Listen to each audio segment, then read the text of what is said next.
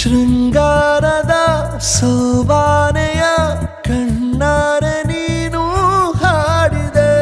ಈ ಹಾಡಿಗೆ ಕುಣಿದಾಡುವ ಸಾಹಸವ ಯಾಕೆ ಮಾಡುವೆ? ಸೌಗಂಧದ ಸುಳಿಯಾಗಿ ನೀ ನನ್ನೆದೆಗೆ ಬೇಲಿ ಹಾಕಿದೆ. ನಾ ಕಾಣುವ ಕನಸಲ್ಲಿ ನೀನ್ಯಾಕೆ ಬೇಲಿ ಹಾರುವೆ? ಸಂಜೆಯ ಕೆನ್ನೆಯ ಮೇಲೆ ಬಂದು ನಾಟಿದೆ ನಾಚಿಕೆ ಮುಳ್ಳು.